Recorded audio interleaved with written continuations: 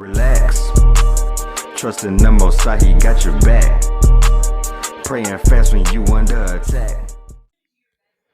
Peace and shalom. Welcome to the Shad Avad Perspective. All right, so on today's show, we're going to talk about education and, the importance of having black educators, the importance of emphasizing education to young black boys. Okay, so there was a recent article that came out about how black girls and how they do so good in the Memphis Shelby County School District over other ethnicities. Okay, so I'm going to share my screen and we're going to look at this article real quick. All right, so here's the article, right?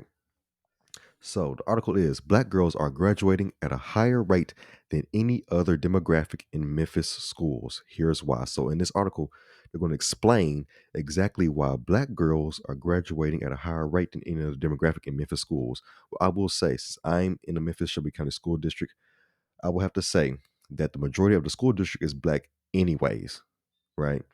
And we do understand that statistically, black women are the most educated women in the world, or at least in the country, so to speak. Okay. Let's read this article. I think this is a really good article. And it highlights this young lady named Winter Shields. So she goes to Crosstown High School, right down the street from where I live.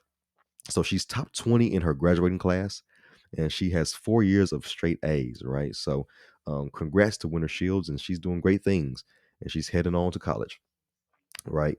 Um, so I'm gonna start here where it says Shields' achievements are part of a greater trend in Memphis. Over the last 4 years, black girls have graduated from high school at a higher rate in Memphis Shelby County schools than any other demographic group on record. A reversal of traditional academic disparities where black students lag behind their white peers, right? So, supportive classrooms and attentive teachers of color who can relate to their students are certainly a large part of the equation to black girls' academic success, right? So, just taking away, what I said about black girls and them being educated aside, we see that having supportive classrooms and attentive teachers of color play a big role in children being um, successful in the classroom. So when you have someone that understands where you come from, that can relate to you, that can kind of pull you to the side and have that more personal connection with you, you tend to excel better. This is why we need more of our own teachers teaching us. We don't see a bunch of white kids being taught by a bunch of black kids. You don't see a bunch of Arab kids being taught by a bunch of black teachers and white teachers. You don't see a bunch of Asian kids being taught by somebody outside of their culture. But for black people, we're constantly being taught, being groomed by people that are outside of our culture, that are outside of our ethnicity. We're constantly being tooled and trained by people that don't really understand us. So it's really hard for us to truly be successful in the way we need to be successful because we don't really have those supportive teachers like that because we have Caucasian teachers and other races teaching us and they don't really understand us like that. They can't really they can't really relate to us like that. And so this is why, we tend to get in trouble more. This is why when it comes to detention and suspension and the rate in which we get in trouble, the reason why for us it's so much higher than other demographics is we because the people that are teaching us have a shorter fuse with us because they don't understand us. They look at us as animals. They look at us as less than. They look at us as, you know, the slave and they ain't that important. They the bottom of the bottom. They might not say that, but at the end of the day, that's the mindset when it comes to black people. Because through media, through music, through history, just through books, through the way we're tooled and trained as a nation, we're trained to look at black as evil, as bad, as animalistic. So when we go into the classroom and Johnny, the white kid, act bad, but then Darius act bad, you tend to reprimand Darius quicker than you do Johnny. Because Johnny, you look at Johnny as the pure white kid that, it's okay, Johnny, just do better next time. But with Darius, on the other hand, boy, you get on my nerves. You acting too bad. I just can't. Go to the office, Darius. You're just doing too much. Go to the office, Darius. right? And Darius always the one getting in trouble. But Darius and Johnny, they do the same stuff. But for some reason, Darius always get in trouble a little more. Why is that? Well, because of the brainwashing, right? Through the social engineering that's been implanted within this nation. It goes all the way back to I forgot the movie, but I think it's called Building a Nation. Hit me in the comments. Y'all help me out. I forgot the movie, but it was the one of the first movies that was made um in America. And I think it was called Building a Nation. It was a movie that was depicting black people being animalistic and attacking the white person, right? And it just spread this precedent that black people are violent, we're dangerous, we just, we're animalistic, right? And ever since that point forward, that has been the picture that's been painted about the black man, black woman, right? We're animalistic, we're dangerous, we're monkeys, we're this, we're that. And so in the classroom, it's it's it's intrinsic, it's ingrained in black people, it's ingrained in white people, it's ingrained in all people to kind of look at black people this way, right? So when we look at, the reason why we're treated a certain kind of way, it's because it's ingrained in us to see black people this way. So this is why we get in trouble more in class, because other races aren't depicted as bad as we are. So we can deal with Johnny's crap more. We can deal with um um um Sador's crap more. We can deal with um you know Chin Jin Ching's crap more. We can deal with their crap more because we don't have this brainwashing within us that makes us look at them innately as wicked, beast like, bad. But when you look at a black person, especially in America, you automatically think he's evil, he's animalistic, he's dangerous, he's a problem, he's a menace, he's a thug. That's the first thing that comes to your mind, because that's what's been implanted within you since this nation has been built. So you just can't help it. And I ain't gonna lie. As an educator, I found myself doing that before, where little white girl do something, but then the other little black girl do something, and I'm sitting there hollering at the black girl worse than I did the white girl, because I've been trained and taught that they are better. So even in my pro-black mind, I've caught myself doing that before. So just imagine somebody that's Caucasian, that all your life, America, this land of the free, my ancestors A, B, and C, and just you know all the stuff that they've been raised in, right? And they've been raised to know, and the history that they've been taught, right?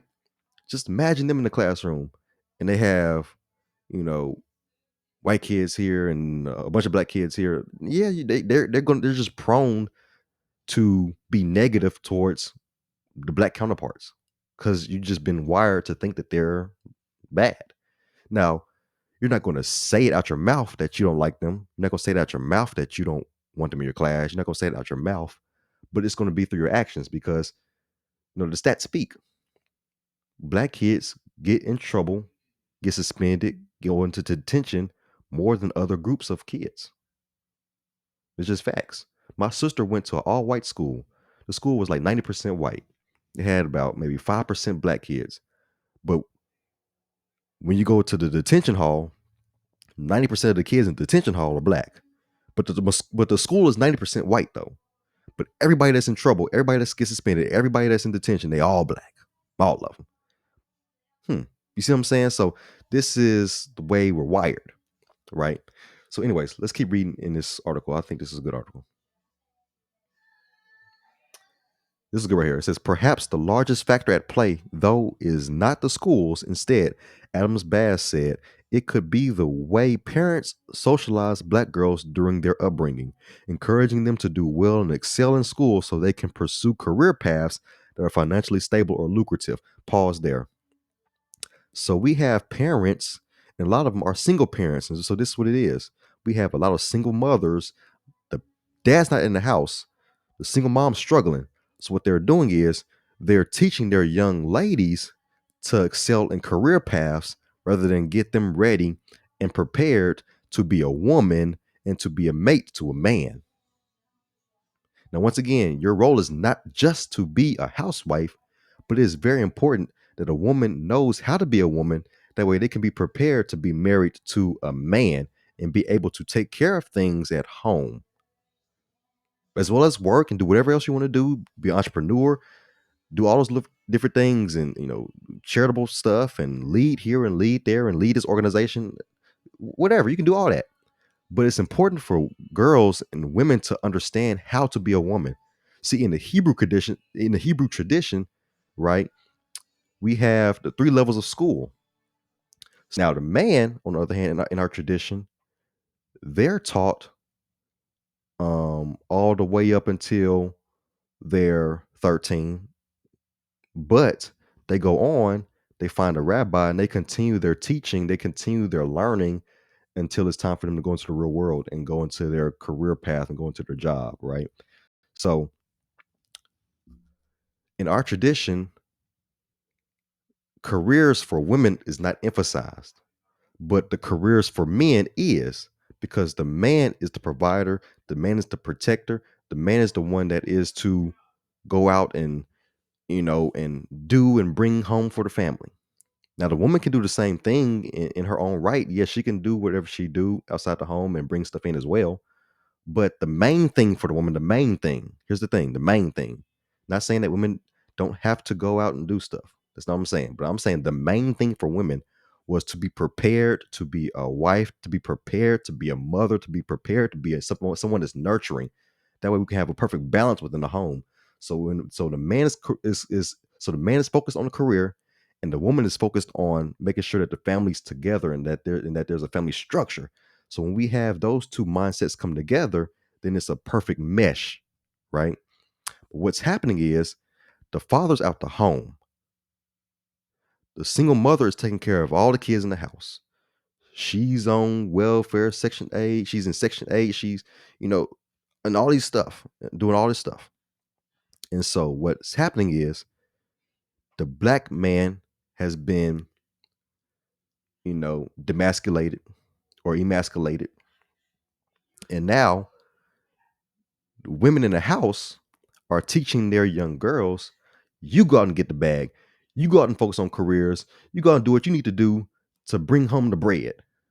And so women are not teaching their young girls, their young children, on how to be a woman, on how to take care of things around the house, on what it takes to be a wife, or what it takes to be a mother, or what it takes to have a true healthy family. And so this is why we have a bunch of educated black women, which is good. Hooray, great. But this is why we have a bunch of educated black women that don't know how to really be a mother, that don't really know how to be a wife. All they really care about is their career. And so this is why a lot of times they have failed marriages. They don't know how to raise their children correctly. You still have a bunch of broken homes because they were never really taught how to, they were never really taught how to really be a woman.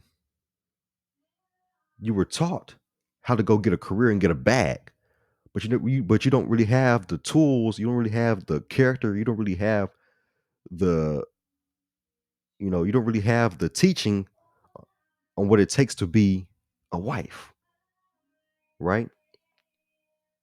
And so the most important thing in society is the family.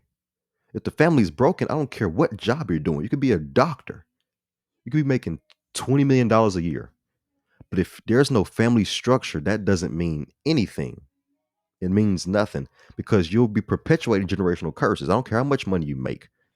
If you're going through 2, 3, 4, 5 husbands because he's not your perfect fit, or he doesn't make this much money. He asked me to clean this, clean this, clean this. I told him I ain't doing it. I told him I ain't doing it. He told me that he want to lead the house. No, he don't lead nothing. I'll lead stuff. I make more money than him. He ain't lead nothing. Just all the different reasons why marriages end. And not saying it's all the woman's fault. Obviously, a lot of it is men's fault, and we have our own problems as well. Right? We're gonna get into that. But just talking about just the reason why black women are so educated, I think that is what society want. And I think that's the reason why they're the most successful in education. because it's set up to be that way. That way they can be career oriented and the family structure still stay broken. Okay. So, anyways, let's keep going in the article. So, it says perhaps the largest factor at play, though, is not the schools. Instead, Adams Bass said it could be the way parents socialize black girls during their upbringing, encouraging them to do well and excel in school so they can pursue career paths that are financially stable or lucrative. Meanwhile, parents aren't always able to have those same conversations with black boys because of the heightened risk of criminalization that they face. So you see there, see parents a lot of times when it's just single women raising the child, right? So first off, y- it's already a lose lose because for one, we have so many broken homes, especially in the black community. A lot of communities have broken homes as well, not just black community, but I'm just talking about my community. Our community have a lot of broken homes, a lot of broken homes, right? And so just off that fact alone, it's hard for a black child to understand what it is to truly be a man, what it is to truly be a woman, because a lot of times we don't really see representation in the home. And so a lot of times we have these broken homes. Black women, they're teaching their daughter to go get the bag because they've been mistreated by their man. Their man went off to prison. Their man did them wrong. Their man left them high and dry. So what they do is they tell their young girl, "Hey, you go get this bag. You go get this money. You go get this career. Don't worry about no man. Your daddy ain't this, your dad. So you go get what you need to get so you can have a good life for yourself, right?" That's what they're doing to their girls. And then for the boys, since a lot of women already have a bad taste of what a black man is supposed to look like, all they do for their boys is they steady worry about their boys instead of teaching them to go get a career and get an education and that they can do good for themselves. They're constantly talking about, how they're scared for their boy's life. And, I just pray every day to come back home safe. And all that is fine and dandy. And I get all that. I get the fear of just having a black child in society.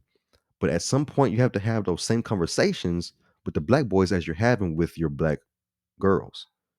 Sit down with your boy and have those conversations about, what he need to do for a career path.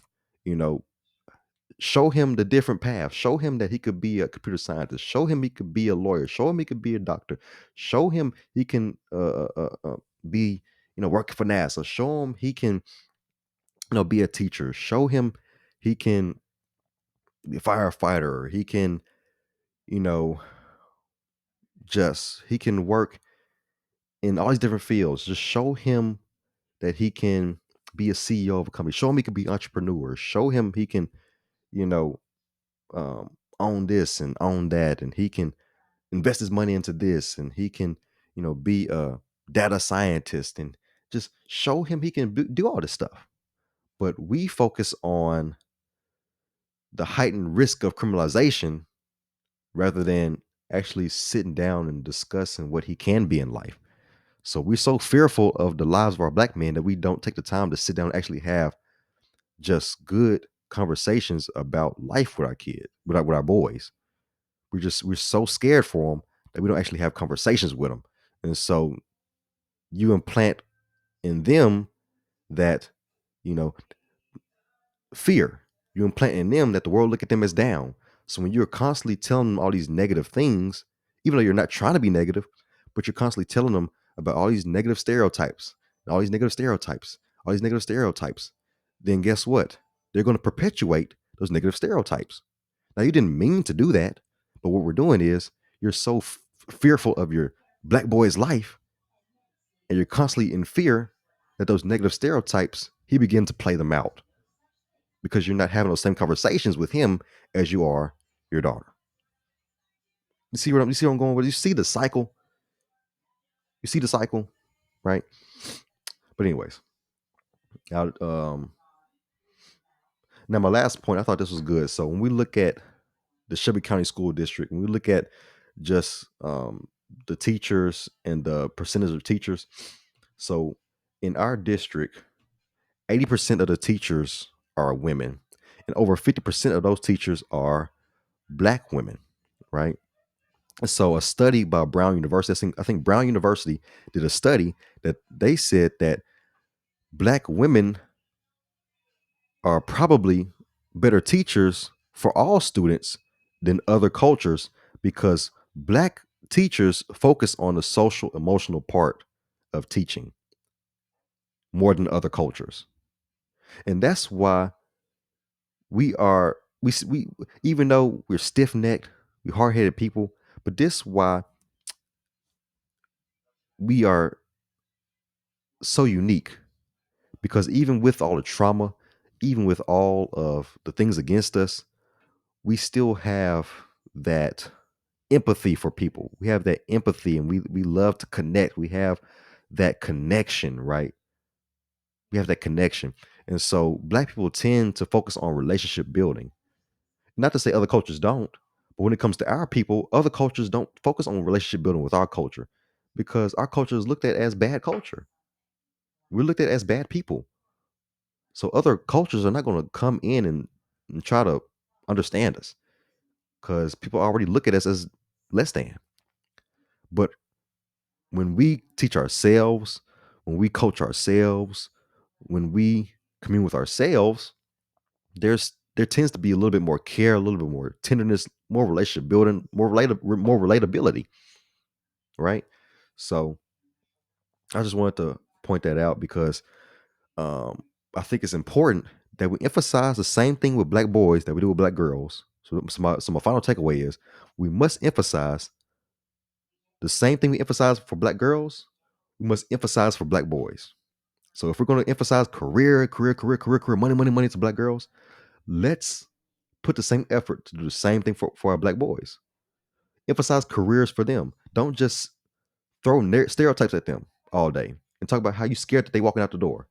How you scared that they gonna go to school and do this? How you scared they might get shot and killed? Let's not keep putting that in their head. I understand, yes, you have these conversations with your kids, but we have to instill in them the importance of education, the importance of, you know, finding what they need to do to provide for their families.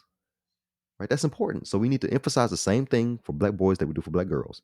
And also, it's important that we have more Black educators. I can't stress it enough. We need more Black educators. We need to be taught by our own people. Now, I'm not saying that if white folks that we should ban all other people from teaching us. I'm not saying that, but we need majority of our people when we're teaching our people because other cultures teach their culture. We don't go in other cultures and see outsiders teaching them. But for us, outsiders are always teaching us. So we need more of us teaching us. Okay. So that's all I have. So I need you to like, share, subscribe to the channel, join the Shad Avad gang. All right. Join us. Let's go. So it's been good. It's been real. I hope you enjoyed the video. Leave a comment, under the video. What do you think about this topic? Give me your perspective as well. I would love to hear your perspective. All right. So it's been real. I will see you guys later. I holla.